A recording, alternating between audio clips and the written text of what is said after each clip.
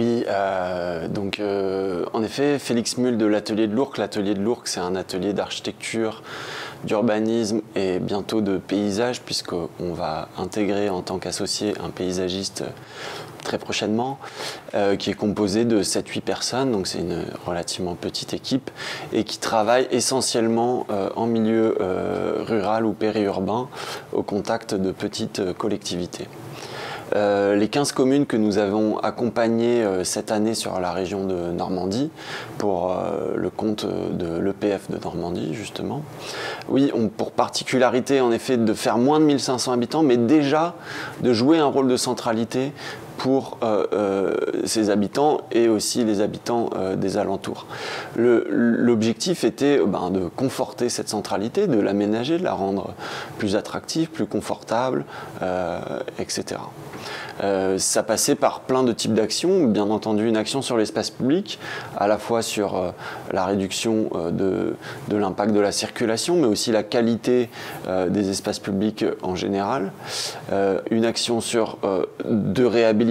éventuellement de certains bâtiments anciens qui pouvaient être vacants, qui pouvaient être sans usage,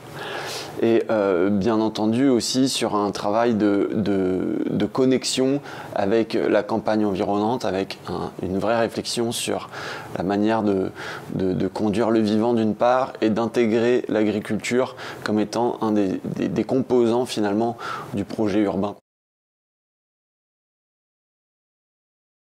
Ce qui nous a intéressé dans cette commande un peu particulière, donc 15 c'est beaucoup, nous on avait l'habitude on en a beaucoup fait, mais on les prenait une par une en s'intéressant très en profondeur sur la géographie des lieux, son histoire, etc. Et là, il a fallu adopter une méthode tout aussi sensible, tout aussi spécifique, mais en même temps sur 15 communes à la fois. Du coup, ça nous a aussi amené à travailler sur ce qu'on pourrait appeler une montée en généralité, et de proche en proche, voir ce qui était le socle commun, les régularités en fait qui apparaissaient dans chacune de ces communes avec leurs problématiques propres, mais aussi des problématiques plus génériques.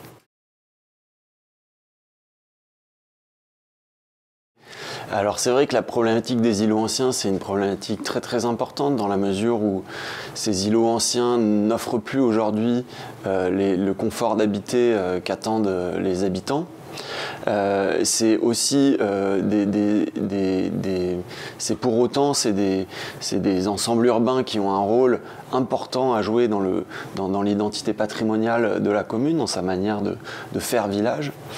Et aujourd'hui, il n'y a pas de recette miracle. C'est-à-dire que d'une certaine manière, il n'y a pas les outils juridiques et financiers qui permettraient de tout réhabiliter pour les mettre aux normes du confort contemporain. Donc, ce à quoi on s'attelle, nous, en effet, c'est d'identifier au sein de ces îlots les 2-3 parcelles absolument stratégiques qui nécessitent un remembrement, d'être combinées, d'être avec une part de démolition, de réhabilitation, d'extension, etc.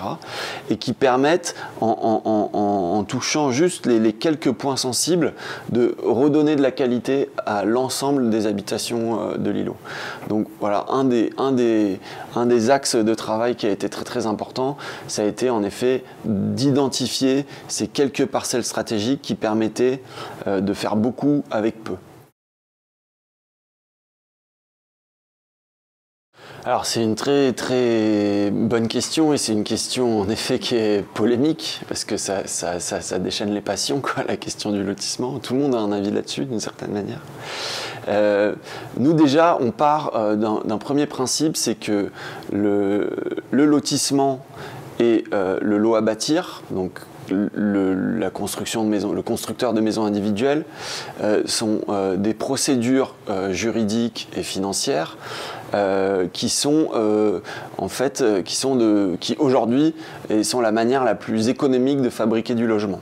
parce que on réduit tous les intermédiaires, chaque particulier est son propre maître d'ouvrage, donc ça suppose c'est beaucoup moins normé, c'est beaucoup moins... Voilà. Il y a une simplification extrême de la construction qui permet aux choses de se faire petit à petit en fonction des ménages, et en fait au contraire on ne fait pas des grands projets, on fait plein de petits projets, et ça c'est une des raisons de l'économie de ce type de logement. Et aussi, c'est des logements qui sont sur mesure d'une certaine manière. Ils sont vraiment fabriqués, construits pour le particulier maître d'ouvrage. Donc ça, c'est déjà une première donnée. C'est vraiment une manière de construire des logements qui est économique. Ensuite, par contre, la forme urbaine que ça crée, ces immenses parcelles, donc ces consommateurs de terre, c'est aussi quelque part les espaces publics sont très pauvres, sont un peu absents de la réflexion, et donc du coup ça pousse à une forme d'individualisme, ça renforce la dépendance à la voiture. Donc d'une certaine manière, la façon dont ont été conçus et construits les lotissements ces 20, 30, 40, 50 dernières années n'est pas satisfaisante. Nous, ce qu'on propose de retenir, c'est que le lotissement et le contrat de construction de maisons individuelles sont des formes juridiques et économiques, mais n'impliquent pas nécessairement ni une forme urbaine ni une forme architecturale. Donc on travaille à partir de ces outils-là à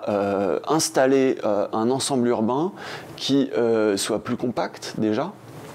en obligeant à des adossements, des différentes maisons, qui gèrent les intimités sur des beaucoup plus petites parcelles, en travaillant sur la qualité des espaces publics et en travaillant sur le lien qu'entretient